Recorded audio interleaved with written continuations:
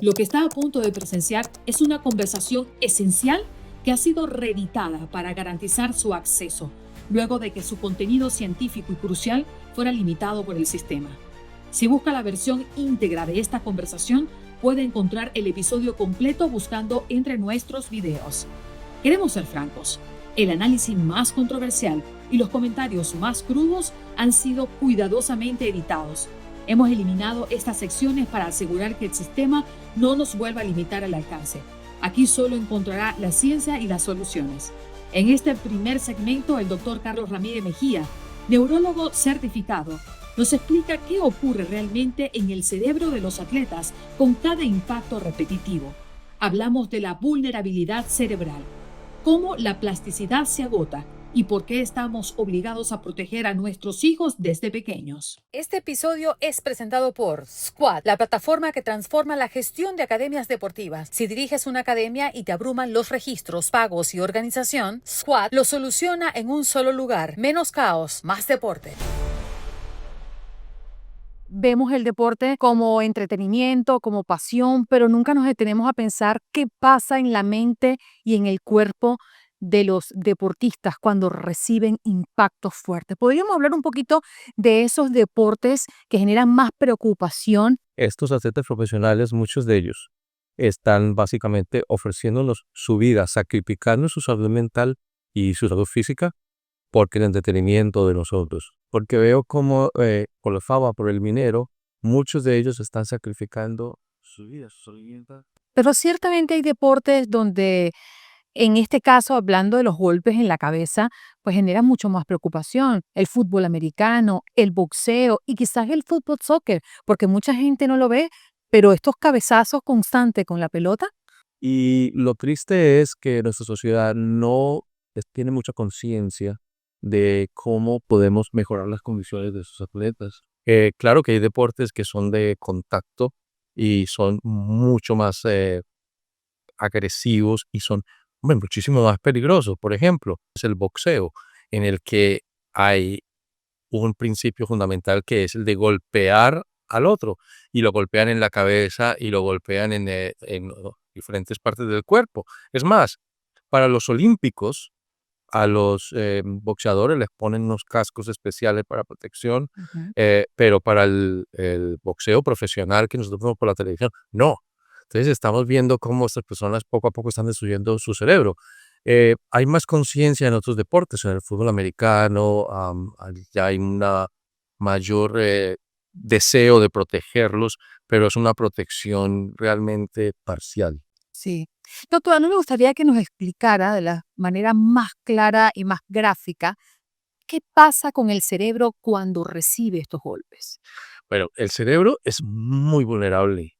El cerebro está metido dentro del hueso, en la cabeza, en el cráneo, y las neuronas están prácticamente como en una gelatina. Y la comunicación entre las células cerebrales no es una comunicación continua, sino que hay un espacio entre ellas. Cuando uno sufre cualquier tipo de trauma, hay una desconexión de las fibras y luego se tienen que volver otra vez a alinear. Entonces, el cerebro tiene algo que se llama plasticidad, y esa plasticidad es limitada. Y es la que nos ayuda a que podemos sufrir un trauma o podemos sufrir un accidente cerebrovascular o algo y nos podemos recuperar. El cerebro tiene mecanismos para recuperar. Pero cuando el trauma es repetitivo y el daño es continuo o está ocurriendo frecuentemente, la plasticidad cerebral ya se agota y ya no se puede reparar más. Y el daño es un daño que va sucediendo de una manera sumatoria. Entonces, usted comienza con pequeñas lesioncitas y pequeños daños que no tienen un impacto muy dramático porque el cerebro es muy, funciona redundantes, o sea que tiene muchas áreas que compensan cuando una está dañada. Pero usted empieza a jugar y a jugar y a jugar con esos mecanismos de reparación hasta que llega al punto en el que ya no, no funciona más y ya tiene un daño cerebral irreversible. El daño en el cerebro de los atletas es muy parecido al daño que ocurre con las enfermedades como el Alzheimer y como el Parkinson, en el que se van acumulando todas estas proteínas y todas estas toxinas, las conexiones entre las células se van dañando y el cerebro de estas personas, en algunos de ellos, pueden tener 20 años. Cuando se lo mira al microscopio parece el cerebro de una persona de 80 o 90 que tenga una enfermedad como el Alzheimer. Una de las comparaciones que he visto que me parece exacta es como si usted coge un huevo y lo agita, y lo agita, y lo agita, y lo agita. Realmente usted no revienta la cáscara del huevo, pero el interior del huevo sí se daña, la yema y se va dañando, y entonces usted va a mirar y si lo abre va a ver cómo ese huevo está dañado. Entonces externamente el huevo se ve bien, pero cuando usted lo corta y lo pone sobre un plato o algo, va a ver cómo todas las estructuras se alteraron. Y eso es lo que le está pasando al cerebro. Está dentro de nuestro cráneo y está sufriendo este daño. Abordamos el caso más icónico del boxeo y las consecuencias del trauma cerebral. El doctor Ramírez Mejía nos confronta con una realidad. Muchos atletas profesionales están sacrificando su salud mental y física por el entretenimiento de nosotros. La pregunta es contundente. ¿Cuánto vale su cerebro? ¿Cuánto vale su vida? Aquí analizamos la conexión entre los golpes en la cabeza y la demencia pugilística y las enfermedades neurodegenerativas como el Parkinson que afectaron a este campeón.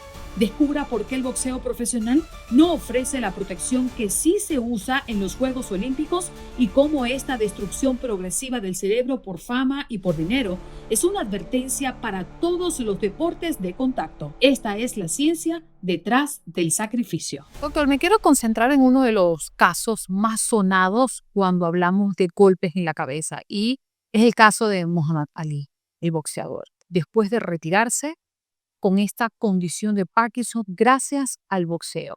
Pero entiendo que científicamente no pudieron comprobarlo. ¿Qué opina usted? Lo que pasa es que hay unas personas a quienes les va a dar Alzheimer, hay otras personas que les va a dar Parkinson, y es muy difícil saber si a él le iba a dar o no. Pero él sí tenía algunos elementos de lo que nosotros llamamos la demencia pugilística, que es la demencia que ocurre con el trauma repetitivo. Y sabemos que hay personas que han sido sometidas al trauma como el que sufrió Muhammad Ali, y que sufrieron cuadros similares al que él tuvo, pero en edades mucho más tempranas. El problema con él es que él comenzó a sufrir ese deterioro tan severo en una edad mayor en la que empiezan a aparecer la mayoría de los casos de Parkinson. Pero hay algunos jóvenes que, sin que estén en la edad en la que se ve el Parkinson, comienzan a presentar un cuadro similar. Entonces podemos asumir de que la variante lo que hace que a ellos les dé es el que se han sometido a traumas repetitivos. También cuando se hacen las autopsias se ve que ha habido pequeñas hemorragias y pequeños cambios en las áreas que controlan el movimiento, lo que no vamos a ver en una persona que tenga Parkinson. Pero entonces la eterna discusión de que el boxeo no debería ser un deporte avalado por una federación internacional porque provoca los golpes en la cabeza, pues condiciones neurológicas, así podría decirle. Lo que pasa es esto, mire, es el eterno debate. Sí. O sea que existe esa fascinación y consideran el boxeo como un deporte tan meritorio que se mueven millones de dólares y además aún es parte de los olímpicos. Lo que sucede es que si alguien decide que va a practicar el boxeo, debe saber a qué se está exponiendo. O sea, que tiene que entender que cuando yo decido ser boxeador, estoy abriendo la posibilidad de que me den todas estas enfermedades neurodegenerativas, que mi vida intelectual va a ser menor, que tengo la posibilidad aún de fallecer durante uno de estos deportes, y entender que hay algunos mecanismos para protegerme que no me los están dando y de esa manera son negligentes. ¿Por qué? ¿Por qué en los olímpicos les ponen unos cascos para proteger a los boxeadores, pero por qué no para el deporte? Porque el deporte normal que vemos de boxeo en la televisión, el comercial, ¿por qué? Queremos ser transparentes para garantizar que este conocimiento llegue a usted. Una parte importante de la crítica original fue editada. Eliminamos el análisis más controversial y sensible que nos limitó previamente. Aquí el doctor Carlos Ramírez Mejía nos confronta con una verdad incómoda. Casi todas las actividades conllevan un precio. El daño cerebral no se esconde solo en el ring. Descubra los estudios que demuestran que, por ejemplo, subir la montaña Everest puede reducir su coeficiente intelectual, o cómo la desaceleración súbita al correr puede producirle pequeños traumas. Es hora de aprender a evaluar el riesgo a largo plazo. El peligro acecha donde menos lo espera. Pero casi todos los deportes tienen un elemento de peligro. Por ejemplo, el fútbol, el soccer, que tenemos los del fútbol nuestro, los golpes en la cabeza, por ejemplo, que se pegan cuando le pegan al balón. También hay otros traumas que no son tan evidentes, como la desaceleración súbita. Cuando la gente va corriendo y pronto para, el cerebro se mueve adelante y atrás y puede producir pequeños daños. O sea que hay otras cosas que... Entonces en el automovilismo también sufren mucho. Y todo, mire, por ejemplo, hay estudios que muestran que aquellas personas que suben el Himalaya, el Everest, tienen una caída en el coeficiente intelectual porque pierden células por haber estado en la hipoxia, la falta de oxígeno allá. O sea que casi todos los deportes hay un precio para pagar. El problema es qué tan alto es, qué podemos hacer para evitarlo, y está seguro que las personas que están practicando ese deporte saben lo que están esperando y que sus familiares y sus médicos estén pendientes para detectar a tiempo y en algunos casos hasta forzarlos a que paren su equipo. Pero es que mire, recuerde usted que una de las claves en el deporte es el número de horas que practiquen. Pues para ser un buen jugador de fútbol americano, ellos comienzan desde el bachillerato. Después de que ya a nivel de un deporte más profesional estén usando equipos que los protejan más, pero ¿qué pasa durante todos estos años de bachillerato? Todos estos años al empezar el college. Ahí no hay estándares tan altos. Y estos muchachos, para poder meterse dentro de esa pirámide, comienzan a arriesgar su vida. Entonces, tenemos muchachos de 14, 15, 16 años sometiéndose a una estrés extremo para tratar de sobresalir. Y Muchos, entrenamiento sobre entrenamiento. y muchos de ellos se quedan en la mitad del camino porque no alcanzan a ser tan buenos, se lesionan o algo, pero ya quedaron con un daño cerebral que no va a ser tan severo como el que continúa por más tiempo, pero que en algún momento puede afectarles. En esta conversación se revelan los verdaderos enemigos que atacan nuestra salud neurológica sin que nos demos cuenta. Hemos sido extremadamente cautelosos. El debate más sensible sobre intereses económicos y crítica social ha sido evitado para evitar las limitaciones de alcance. Aquí nos enfocamos en la ciencia de la supervivencia. El doctor nos explica por qué estamos biológicamente desadaptados al azúcar, cómo las bacterias intestinales controlan nuestros antojos y por qué condiciones como la obesidad, la diabetes y la apnea del sueño son señales claras de daño neurológico.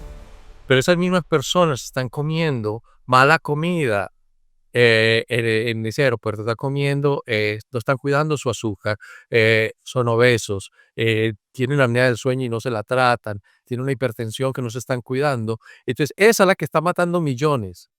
Pero como no es inmediato, entonces usted le tiene miedo al terrorista mientras está comiendo la hamburguesa con las papas fritas y con la Coca-Cola, que ese es lo que realmente a usted lo va a matar. Pero entonces el ser humano es muy difícil que vea el riesgo a tan largo plazo. Y es un problema de diseño en nuestro cerebro. O sea, que no es que las personas sean irresponsables o algo. Simplemente que el cerebro humano no está diseñado para mirar tan lejos. Entonces no podemos ver el riesgo a tan largo plazo, sino que vemos los riesgos a corto plazo. Entonces ellos ven a estos muchachos jugando, termina el juego y los ven bien, y entonces dicen, no pasa nada. Lo que tenemos que educarnos de una manera activa, aprender a evaluar el riesgo a largo plazo, no tanto el riesgo inmediato. Entonces quiere decir, doctor, que este cúmulo de golpes constantes es posible que se vean reflejados en nuestro cerebro después de 20 o 30 años. Claro. ¿Por qué? Porque recuerdo lo que decía, Ujú. tenemos plasticidad cerebral. Plasticidad cerebral es la habilidad natural que Dios nos dio para que nuestro cerebro se recupere. ¿Qué es la plasticidad cerebral? La que nosotros usamos cuando nos da un derrame cerebral. Sabe que una persona queda paralizada, queda muda y de pronto empieza a recuperar algunas funciones. Para eso está diseñado, para reparar el cerebro cuando hay un trauma, cuando sucede algo. Pero lo que nosotros estamos haciendo es daño continuo y repetitivo en el que usamos la plasticidad cerebral hasta el punto en el que ya se nos agota. Y entonces es como si usted tiene la cuenta bancaria y está sacando y sacando de ese balance que tiene hasta que llega un momento en el que la cuenta está en cero y ya no tiene más plata para sacar. Usted ya no tiene más recursos para reconstruir cerebro después de haberlos usado todos con este trauma repetitivo. Y eso puede pasar para algunos en los 20 años, en otros a los 30, en otros a los 50, porque también hay una variabilidad, así como hay uno que está en Rockefellers con una cuenta bancaria de millones y millones de dólares, hay otros que nacen con una cuenta bancaria de $100. Yo quiero traer un tema que abordamos muchísimo y conversamos previo a la grabación de este podcast y que tiene que ver también mucho con la salud neurológica y es la nutrición, doctor. ¿Qué relación tiene esto? Es fundamental. Lo que pasa es que una de las razones por las que nosotros tenemos tantos problemas hoy en día es por la manera como comemos. ¿Y por qué? Le voy a poner un ejemplo. Los seres humanos nunca estuvimos expuestos al azúcar durante nuestro desarrollo biológico. O sea, por cientos de miles de años, nosotros no teníamos azúcar prácticamente en el ambiente, azúcar concentrada. El hombre primitivo solamente encontraba azúcar cuando, por ejemplo, encontraba un panal de abejas y encontraba un poquito de miel y la comía. Pero resulta que era muy peligroso. Primero, porque estaban en los árboles, se podía caer. Primero, porque lo picaban y algunos se morían y otros pues les dolía mucho. Y entonces no era la fuente más eficiente de carbohidratos. Entonces la única manera como nosotros encontrábamos azúcares eran realmente en las frutas. Y cuando consumíamos las frutas, estábamos consumiendo no solamente el azúcar que tiene la fruta, sino las vitaminas que tienen la fruta, los cofactores que tienen las frutas y toda la fibra que tienen las frutas. Entonces estamos acostumbrados por cientos de miles de años a consumir el azúcar de esa manera, que entraba de una manera muy gradual en cantidades pequeñas. ¿Qué sucedió? La revolución industrial vino y aprendimos a producir azúcar de una manera masiva, barata y vacía. Entonces, ¿qué sucedió? Comenzamos a consumir azúcar en cantidades para las que nuestro cuerpo no está diseñado. ¿Y sabe por qué nos gusta tanto el azúcar? Porque el azúcar era tan poco común en cantidades concentradas que nosotros estamos preparados psicológicamente y biológicamente para que cuando viéramos azúcar, como lo íbamos a encontrar, no lo íbamos a ver en meses, lo consumiéramos mucho porque nos gustaba. Entonces, lo que era escaso en la naturaleza era lo que más Decía. nos gustaba. Ujú. Pero resulta que ahora tenemos todas esas terminales nerviosas que nos dicen que el azúcar es fantástico, que es riquísimo y que quiero más, y tenemos todas estas fuentes de azúcar alrededor nuestro, en el supermercado, en todas partes. Entonces, nos estamos matando consumiendo estas cantidades de azúcar para las que nuestro cuerpo no tiene mecanismo suficiente para procesarla de una manera saludable. Y encima de eso, cuando uno dice que quiere azúcar, uno cree que realmente uno quiere azúcar, pero realmente quienes quieren azúcar son las bacterias que uno tiene en el intestino, que de acuerdo a su dieta, usted tiene la composición de las bacterias en su intestino. Entonces, si tiene, por ejemplo, muchas bacterias que dependen del azúcar, cuando usted no les ha dado azúcar, ellas estimulan em, los nervios que hay en el intestino y hacen que su cerebro la ponga a buscar azúcar. Entonces usted tiene ese deseo, ese impulso, ese antojo de buscar azúcar y usted cree que usted quiere azúcar. Lo que quieren azúcar son las bacterias que tiene en su intestino. Entonces yo le digo a la gente, piense esto, tengo ganas de azúcar, ¿soy yo quien quiere azúcar o las bacterias? ¿Quién manda? ¿Este cerebro o el cerebro que tenemos nosotros en el intestino que de todas maneras nos da De- el deseo de comer ciertas cosas? Entonces, por ejemplo, con el azúcar, ese elemento nos ha afectado de una manera dramática. Aparecieron enfermedades que prácticamente no existían en el hombre primitivo. Como por ejemplo, Por ejemplo, la diabetes no era una cosa muy común, por lo menos la diabetes tipo 2. La enfermedad cardiovascular no era tan común. Las enfermedades de atención y el mismo Alzheimer y todo eso no eran comunes, no solamente porque no durábamos mucho, pero al mismo tiempo era porque no consumíamos todas esas toxinas. Y así pasan con muchas cosas. Estamos poniendo muchos aditivos a la comida, estamos consumiendo mucho plástico en nuestra dieta, estamos sometidos a estrés continuo que hace que nuestras hormonas de estrés estén está estresando nuestros órganos continuamente. O sea que son muchas las cosas que hacemos. ¿Cuál es el secreto? Tratar de regresar a lo primitivo, a la manera como comían nuestros antepasados, a disminuir el nivel de estrés y al decir, bueno, yo quiero hacer los mejores, quiero tomar las mejores decisiones con mi salud, quiero tener control de lo que quiero comer, quiero el control de mi vida, yo no voy a entregarle mi vida y y mi salud al sistema que nos está imponiendo esta sociedad, que es el vivir estresados, el vivir eh, compitiendo, el vivir comiendo, el no dormir, el no disfrutar la vida, el no respirar, el no caminar, el no tener relaciones interpersonales. Ahorita estamos todos viviendo, usando siempre un equipo electrónico como intermediario entre los seres humanos. O sea, yo no hablo con usted, yo le mando textos. Y si voy a hablar con usted, lo hago a través de aparatos electrónicos. Ya no existe tanto esa conexión personal que es tan importante.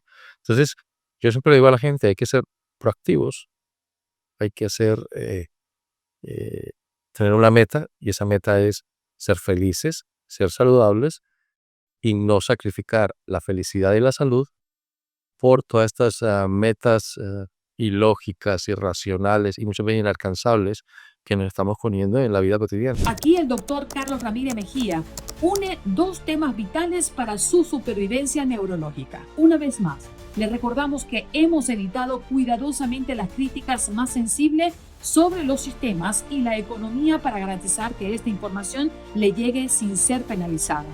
El doctor está tajante. El dormir no es negociable. Es la única fase donde el cerebro se repara, procesa la memoria y remueve las toxinas que aceleran enfermedades como el Alzheimer. Pero la amenaza es constante. Descubra por qué los plásticos son derivados del petróleo y cómo entran a su cuerpo a través del maquillaje, los jabones, incluso esa taza de café cubano o al abrir la secadora de ropa. La ciencia es clara.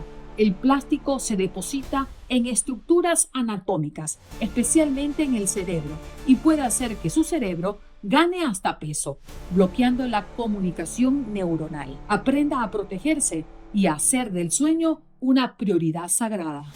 Doctor, usted es especialista en el sueño y me gustaría traer este tema porque vivimos en un mundo muy rápido donde hay prioridades como el trabajo, luego los compromisos sociales, la familia la dejamos por allí a un lado y luego, bueno, lo que me queda, lo voy a dormir. Pero no se preocupe que el fin de semana yo lo recupero. ¿Qué le dice a esas personas? Bueno, en primer lugar, el dormir es una actividad indispensable. El número de horas que usted tiene que dormir no es negociable. Eso está determinado genéticamente. Es como decir que usted va a poder vivir sin respirar, o que usted va a poder vivir sin comer o sin tomar agua. Eso es imposible. Lo mismo pasa con el sueño. El sueño es una etapa que lo tienen todos los animales, los peces, los perros, las aves, hasta los insectos duermen. Entonces nosotros tenemos que dormir. Lo que pasa es que la sociedad contemporánea ha decidido que quienes no duermen lo suficiente, que son extraproductivos, son héroes. Y a veces creen que dormir es como una pérdida de tiempo. Pero hay que entender lo que pasa durante el sueño. Durante el sueño es cuando nosotros reparamos el cerebro. Durante el sueño es donde procesamos memoria.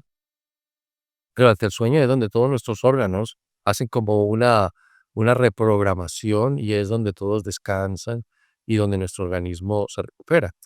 No quiere decir que el cerebro no funciona durante el sueño. El cerebro funciona 24 horas y es tan activo durante el sueño como es durante el día. Lo que pasa es que es un tipo de actividad diferente.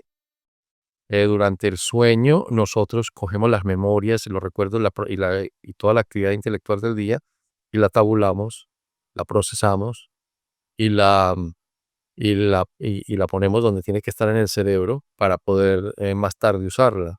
También hay unas células que durante el sueño comienzan a reparar las neuronas, empiezan a reparar las conexiones y a quitar todas las toxinas que pusimos durante el día.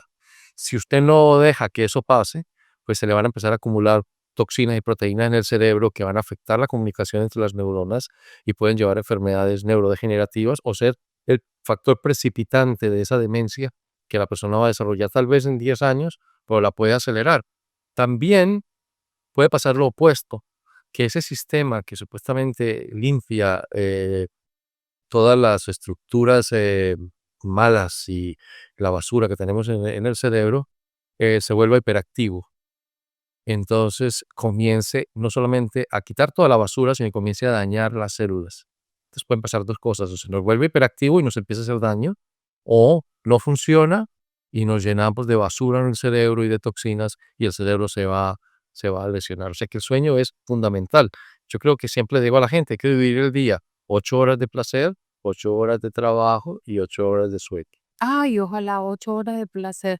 No las tengo, doctor. Y el sueño tampoco. Pero es su decisión. No, sí, lo tengo muy claro. Usted es dueña de su día y de su vida. Y usted decide qué es lo que usted decide hacer con usted misma. Claro. Pero yo le garantizo que si usted es eficiente, en 8 horas, en un día, hace todo lo que tiene que hacer laboralmente. Te decía que estamos depositando mucho plástico en nuestro cuerpo y que hay múltiples maneras de absorber ese plástico sin darnos cuenta. ¿Podría darnos un ejemplo de eso? Bueno, los plásticos son nuestros enemigos. Primero porque el plástico es una cosa completamente no biológica, o sea, es algo que es un derivado del petróleo. Y él entra a nuestro cuerpo de muchas maneras. Entra con las cremas, los jabones, entra con Y ya. el maquillaje, entra con los contenedores, los vasitos de icopor.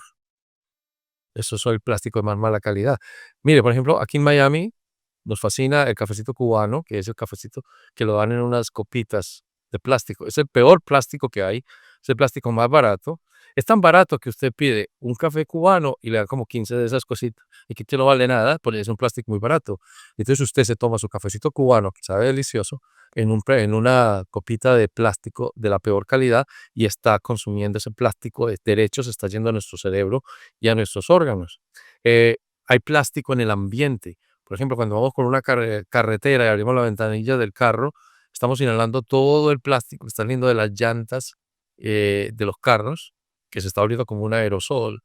Cuando abrimos la secadora de ropa, que hay ese olor de químico que le pusimos ahí para que la ropa huela bueno. No me sorprendió, no O- sabía. O también los plásticos que tiene la ropa, porque al estar calentándose en el calentador, el secador de ropa, al abrirlo, es todo ese plástico que se aerolizó, se nos está metiendo a los pulmones. O sea, los plásticos entran por todas partes. Las botellas de agua. Imagínense, la gente está feliz porque está tomando agua y cree que está ayudándole mucho a su salud, porque está tomando agua y no va a estar deshidratada y que es muy bueno y que tiene más de no sé cuántos litros al día, todos esos mitos que existen, pero realmente están tomando de botellas de plástico que también son de un plástico muy barato y entonces está entrando todo ese plástico al cuerpo. Recuerde, ese plástico entra y ahí no sale, se va y se deposita en estructuras anatómicas y la que más es afectada es el cerebro. Y entonces hemos visto que el cerebro empieza a ganar hasta peso por la acumulación de plásticos que tiene. Imagínese, ¿Y cuando agarra peso, qué ocurre? ¿no? Imagínate, quiere decir que hay una sustancia extraña, es una sustancia que puede estar bloqueando la comunicación entre las neuronas y nos puede llevar a enfermedades neurodegenerativas. O sea que apenas estamos aprendiendo, pero recuerden, hay dos enemigos. Uno, que apenas nos estamos dando cuenta del peligro de los plásticos. Segundo, intereses económicos tremendos. El mensaje final del doctor Ramírez es la máxima verdad que necesitamos recordar.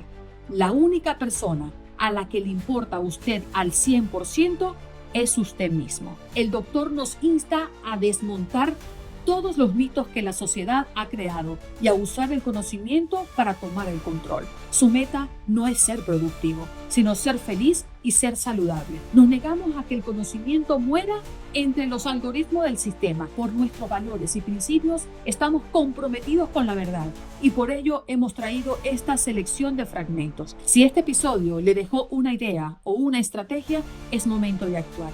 Suscríbase y comparta esta ciencia, porque cada suscripción es un voto para que este contenido continúe llegando a quienes más lo necesitan. Gracias por acompañarnos.